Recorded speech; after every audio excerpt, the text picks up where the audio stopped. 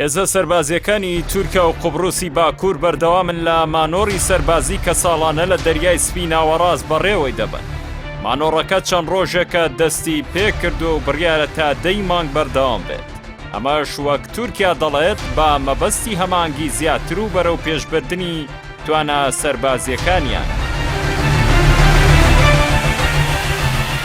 ئەمما نۆڕە سەربازی ئەو کاتە لەگەڵ بارگرژیەکی گەورەی سەربازی لە دەریای ناوەڕاست لە نێوان تورکیا لەلایەک و یۆنان و فەڕەنسا لەلایەکی دیکە. ئەوەش دوای ئەوەی ئەنقەرە دەستی بە گەڕان کرد بۆ دۆزینەوەی غازی شل لە نزیک دوورگەکانی یۆنان.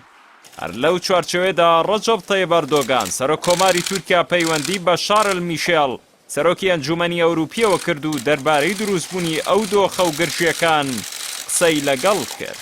بەپێی ڕاگەیەندراوی سەرۆکایەتی کۆماری تورکیا، ئەردۆغان بە سەرۆکی ئەنجومەنی ئەوروپی وتووە قەیرانی دەریای ناوەڕاست تاقیکردنەوەیەکە بۆ دەرخستنی ڕازگۆی ئەنجومەنەکەیان.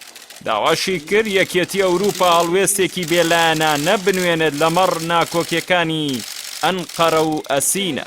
نووسینگەی سەرۆکۆماری تورکیا باسی لەوەش کردووە کە ئەردۆغان ئاماژەی بۆەوە کردووە کە لێدوانی ئیستیفزازی و هەنگاوەکانی ماوەی ڕابردووی سیاسی ئەوروپیەکان لە سەرە کێشە ئیقلیمیەکان ڕێگە چارە نین بۆ گەیشتن بە چارەسەر. هەر سەبارەت بەو ناکۆکیانە پێشتر ڕەجەب تەیب ئەردۆغان لە لێدوانێکدا ئاماژەی بەوە کرد کە وڵاتەکەی ئامادەیە بۆ گفتوگۆ بەپێی مەرجی دادوەرانە بۆ دابشکردنی مافەکانیان لە ڕۆژهەڵاتی دەریای ناوەڕاست. بە پێچەوانەشەوە ئامادەیە بۆ لە ئەستۆگرتنی هەموو ئەنجام و پێشاتەکان. لە بەرامبەریشدا یۆنان ڕەتی دەکاتەوە بچێتە گفتوگۆ لەگەڵ تورکیا تا و کاتەی کۆتایی بە گەڕانەکانی دێنێت لەو ناوچانەدا. سۆنداژlarınızı bereketli kılsın. لای خۆشیەوە شارل میشال سەرۆکی ئەنجومەنی ئەوروپی لە گفتوگۆیەکیدا لەگەڵ سەرۆکی تورکیا جەختی لە گرنگی هێورکردنەوەی بارگرژیەکانی هەردوو وڵات کردەوە. داواشی لە تورکیا کردووە چالاکیەکانی ڕابگرێت کە هۆکارن بۆ زیادبوونی ئاڵۆزیەکان لەگەڵ یۆنان. ئەوەش بە وتەی لێدوانی دیبلۆماتکارێکی ئەوروپی لەبارەی پەیوەندیەکەیان لەگەڵ ئەردۆغان.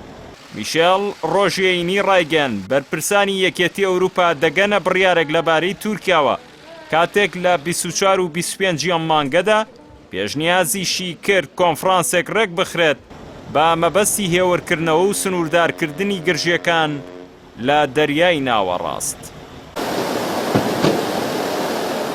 سەبارەت بە دوایین هەڵوێستی ئەسیناش نیکۆس دندیاس وەزیری دەرەوەی یۆنان پەیوەندێکی لەگەڵ یانس ستۆلتەنبێرگ ئەنجامدا با گرنگی زانی ئەم دۆخەی لە ناوچەکە دروست بووە هێور بکرێتەوە.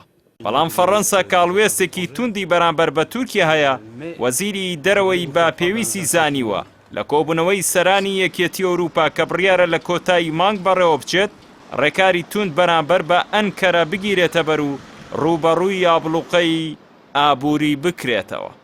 جان ئیڤ لۆدریان وەزیری دەرەوەی فەڕەنسا بۆ ڕادیۆی فرانس ئینتەر ئاماژەی بەوە کرد کە لە کۆبوونەوەی کۆتایی مانگی یەکێتی ئەوروپا دۆسیەی تورکیا دەخرێتە بەرباز.